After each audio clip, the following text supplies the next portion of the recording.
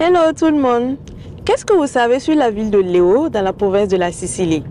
Pour ma part, j'ai appris que son marché aux tubercules est réputé et attire même des marchands ghanéens. Avec les agri-explorateurs, allons dans cette ville pour une exploration.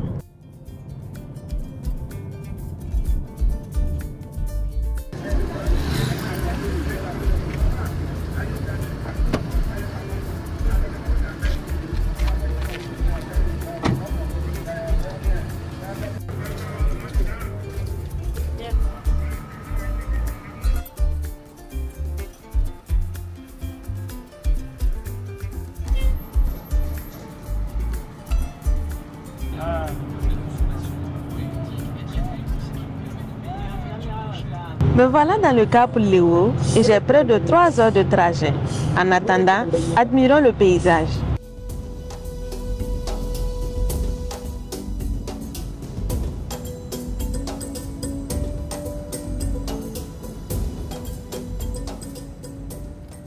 Léo est située dans la région du centre-ouest au Burkina Faso. La ville est à 13 km de la frontière avec le Ghana. Je suis bien arrivée à destination. Donnez-moi juste quelques minutes pour que je dépose mes affaires et on commence l'exploration.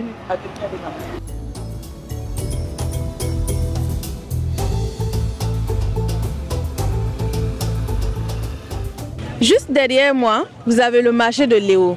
Je vous amène là pour voir ce qu'il y a de particulier. Venez avec moi.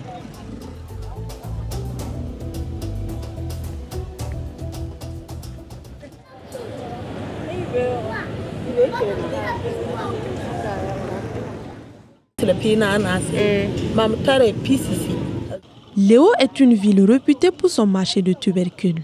Encore appelé Ghanaya, c'est un marché vivant sur lequel marchands ghanéens et burkinabés font des échanges commerciaux. Bon, on appelle ici Ghanaya parce que les Ghanéens fréquentent notre marché. Chaque semaine, ils sont là avec l'igname et le savon, kabakouni, gari et autres. Yi Ghana watin wa ko soro kule to mi wa ko c'était ba mon bele wada ko wakada ma ne bobora ma ne wajara ma korora ma to tum ko côté. Dans cette ville frontalière, l'igname règne en maître, mais pas à toutes les périodes de l'année. En saison sèche, ce tubercule devient une denrée rare à Léo du fait du manque d'eau pour sa production. Alors, ce sont les producteurs ghanéens qui s'en frottent les mains, eux qui traversent la frontière burkinabé pour venir vendre leurs récoltes. Mama woto ya Léo ku asami ya gana ku La ya wakat bugla tun pam Léo ku Léo ku ya wa octobre ndigidin maha la Léo ku be mi selon yama ya bonyin ti Léo ku e set toto tika tun pam ti atile ne yam ti am ti re gana ne ngwa onkosi.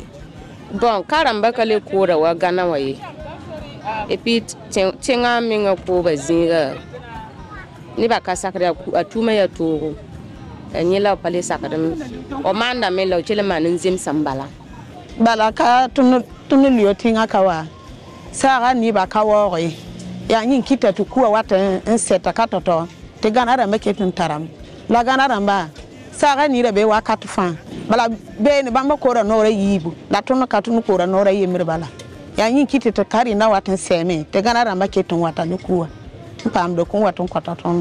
Même réalité pour la patate douce. Les rares personnes qui en vendent, on peut en avoir auprès des jardiniers qui produisent les boutures pour les planter dans les champs.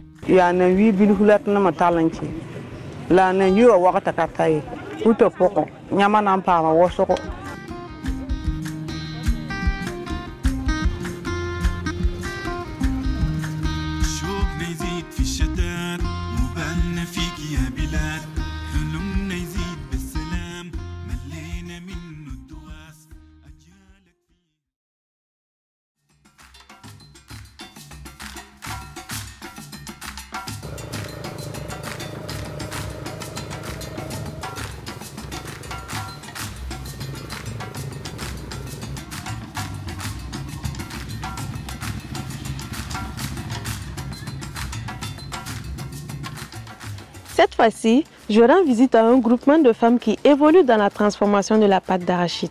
Suivez-moi pour en savoir plus.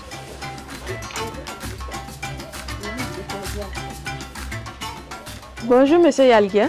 Oui, bonjour. Comment vous allez? Oui, je vais bien et chez vous? Ça va bien aussi. Est-ce que vous pouvez nous présenter brièvement cette association?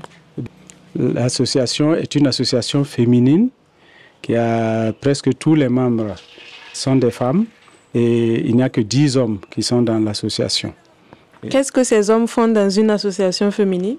Ils ne sont que des conseillers et des aides pour permettre à ce que les activités des femmes avancent. L'association est née à l'initiative d'une native de la région qui a constaté que les femmes de la région ont des difficultés pour financer leurs petits projets.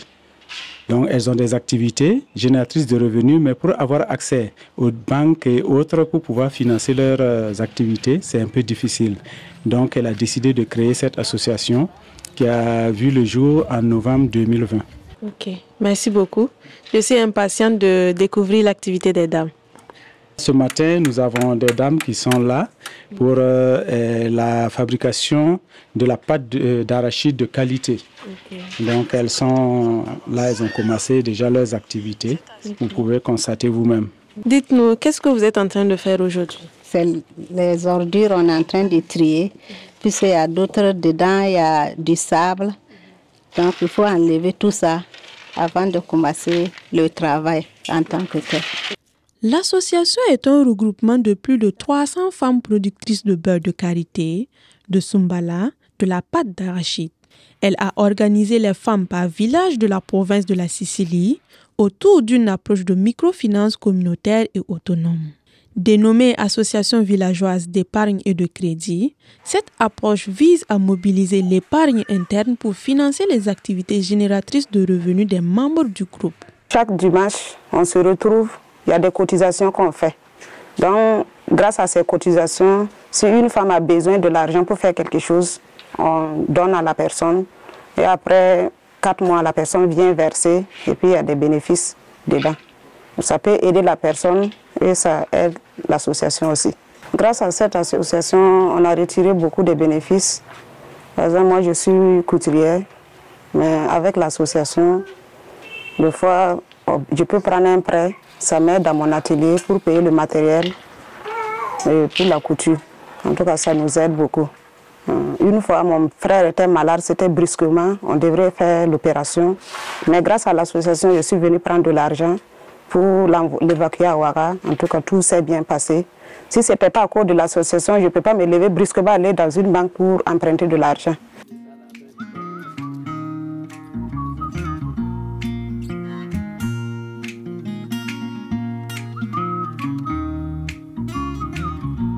See the world is getting better now. Feel the change is coming on my way. Ces femmes font un travail impressionnant. À l'instar de ce groupement, Abdoulaye Ouedraogo, pour sa part, fait du développement de la volaille son combat. Allons à sa rencontre.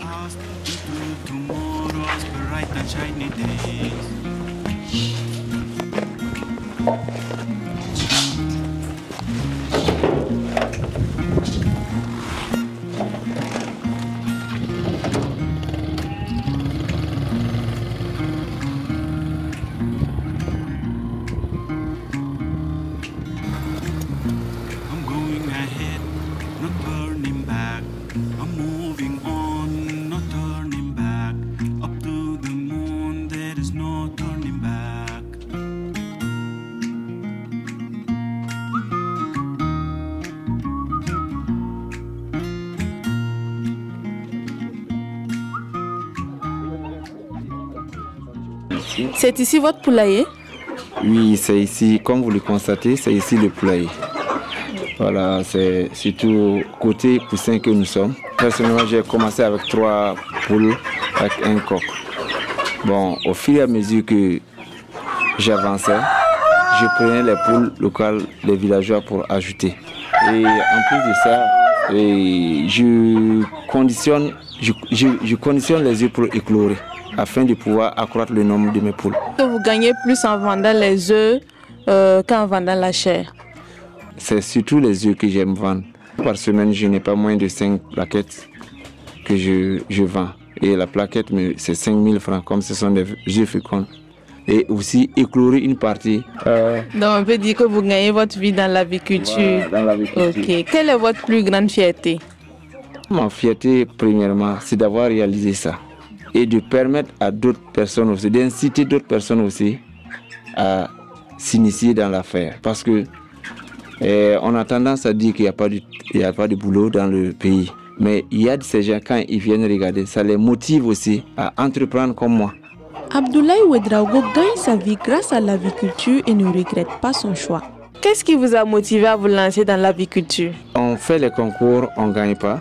Le nombre s'accroît à tout moment. Je me suis dit que mais pourquoi pas ne pas essayer. Si l'État n'est pas capable de te donner quelque chose à faire, il faut aider l'État à lui trouver, à diminuer ce nombre de personnes-là.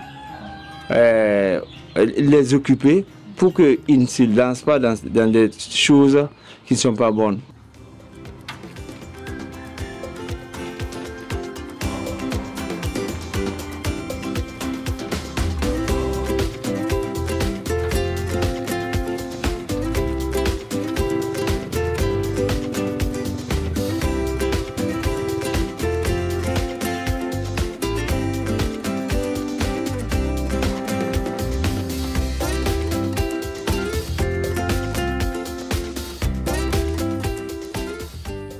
Aïssatou Ouedraogo, quant à elle, est une passionnée de l'embouche bovine et ovine. C'est là votre ferme? Oui, c'est la ferme comme ça. Okay. Ici, ce sont les bœufs. Et de l'autre côté, ce sont les moutons et puis les chèvres. Est-ce que vous pouvez nous présenter brièvement votre parcours professionnel? Après mes études secondaires, j'ai décidé de me lancer dans l'entrepreneuriat. Alors j'ai commencé avec le petit commerce. J'avais une boutique de produits de beauté et autres. Après, je me suis lancée dans la vente des céréales. J'ai ouvert une alimentation. Et après l'alimentation, j'ai créé une société de gardiennage où j'avais vraiment beaucoup de marchés avec beaucoup d'argent. Et après ça, j'ai vu, bon, puisque l'élevage, c'est une passion pour moi. J'ai grandi dans ça, aux côtés de ma grand-mère. Okay. Et j'ai décidé, depuis lors je faisais un peu, mais c'est en 2015 surtout que j'ai renforcé mon élevage. Dans sa ferme, elle combine en symbiose l'élevage et l'agriculture. En faisant l'agriculture, je gagne le fourrage. Et c'est surtout à cause des animaux que je mets beaucoup la force dans l'agriculture. Souvent, on fait le haricot, le maïs, le sorgho, même si ça ne donne pas bien, au moins j'ai le fourrage pour mes animaux. Ici, c'est uniquement pour le fourrage. Okay. Donc, j'avais pris une espèce là depuis Banfora. Et on est venu mettre, ça vaut à peine 4-5 mois comme ça. Donc, c'est ici, on fauchait même pendant la sécheresse pour donner aux animaux. Grâce à la production du fourrage, Aïssatou Ouedraogo nourrit ses animaux qui, à leur tour, lui procurent de la fumure organique qu'elle utilise pour la culture de céréales dans son champ. Dans ce cycle où rien ne se perd, elle a ouvert par la suite une unité semi-industrielle de transformation des produits laitiers issus de l'élevage. Okay. Et j'ai ouvert mon entreprise Sotrapal, Société de transformation des produits agricoles. Okay. Et en 2022. Okay. Et avec les animaux que vous voyez, j'arrive à avoir le lait et souvent aussi il y a les collecteurs aussi qui me livrent.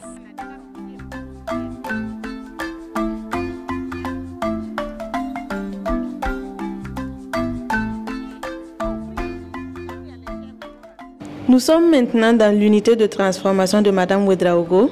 Quels sont les produits laitiers que vous transformez ici? Ici à Sotrapal, nous produisons du yaourt, le gapal et le lait frais.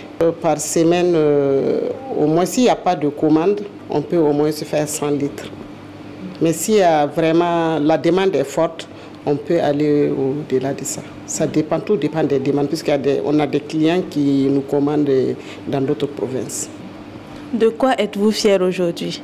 Je suis très fière de l'activité que j'exerce actuellement. Surtout que quand je m'assois, je regarde que je donne l'opportunité à beaucoup de personnes de travailler.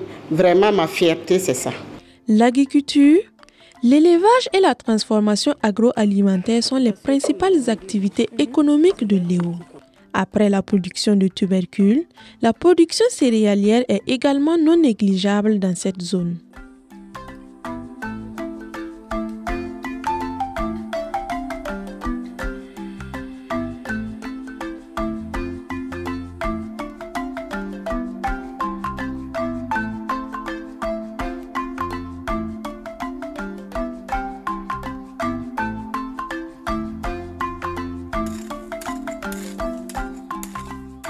Nous sommes en début de la saison pluvieuse. La plupart des agriculteurs sont actuellement au stade de labour et de sébi. Faisons un tour dans un champ pour voir le déroulement des travaux champêtres.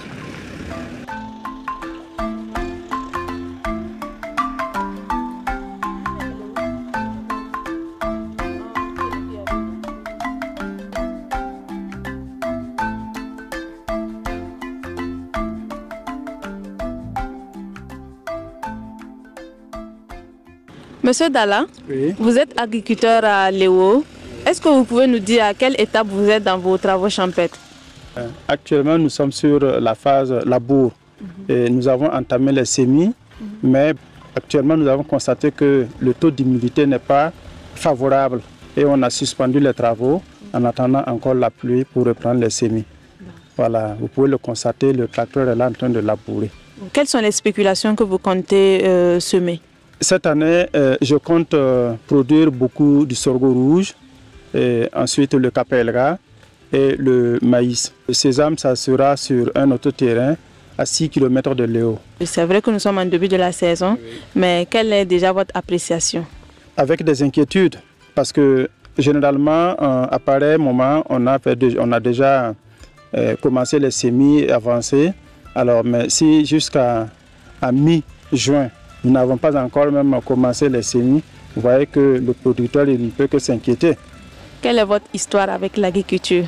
Je suis arrivé en agriculture vraiment avec amour. Pourquoi je dis cela? Je sais bien que à ma troisième, j'ai raccroché tout simplement pour aller faire de l'agriculture. Et ça a choqué ma famille et elle n'a rien compris. J'ai dit, papa, je suis né trouvé que vous êtes dans l'agriculture. Mes grands-parents également. Aucun ne mourait de faim et de quoi que ce soit. Mais pourquoi pas moi? Alors, mais moi, j'ai opté de faire l'élevage et l'agriculture ensemble. Je compte, d'ici 2030, implanter 2 unités de transformation à Léo ici. L'unité de transformation de noix de cajou et l'unité de séchage de mangue. J'ai pris un grand plaisir à échanger avec ces entrepreneurs qui évoluent dans divers domaines. Je retiens que chacun d'eux se bat à sa façon pour réussir. Tout en espérant que cette exploration vous soit utile, on se dit à bientôt.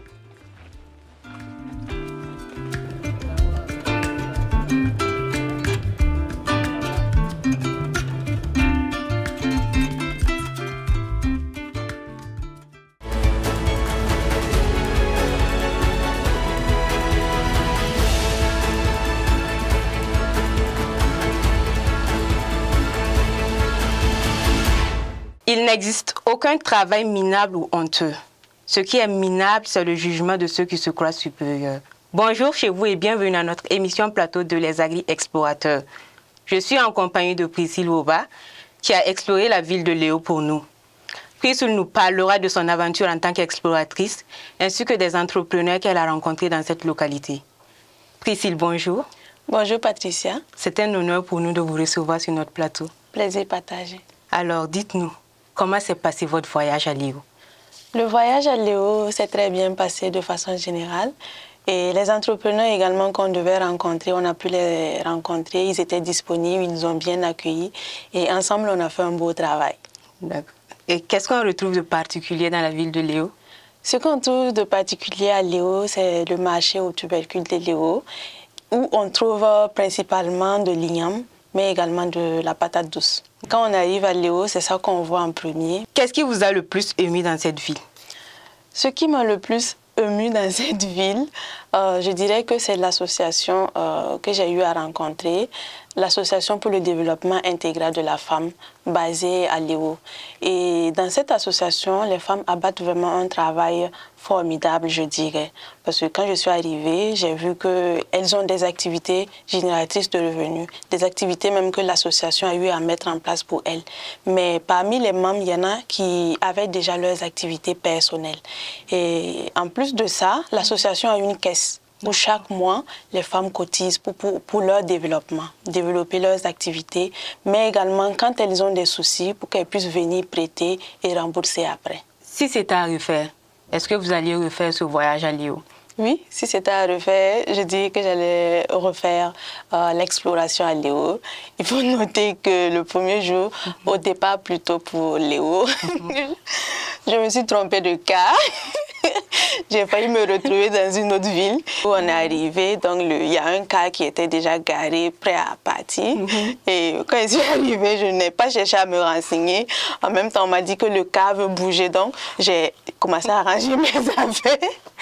J'ai fini de ranger les affaires et je montais maintenant dans le car. Et celui qui prenait les tickets, il a pris, il a regardé, mais il dit, madame, vous partez à Léo? J'ai dit oui, mais ce n'est pas le car qui part à Léo. Donc j'ai dû refaire sortir mes affaires et attendre le car qui partait à Léo.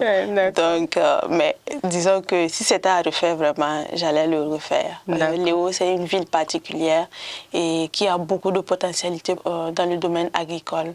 Dans tous les domaines, je peux dire, mais surtout dans le domaine agricole. Priscille, si on avait assez de temps, on serait resté avec vous pour encore découvrir davantage sur Léo. Mais bon, nous sommes au terme de notre émission. Ce fut une joie pour moi d'avoir conduit cette émission. Merci beaucoup à vous, Priscille, d'avoir honoré notre invitation. Merci à vous également, Patricia. On se dit à bientôt pour la découverte de nouvelles localités.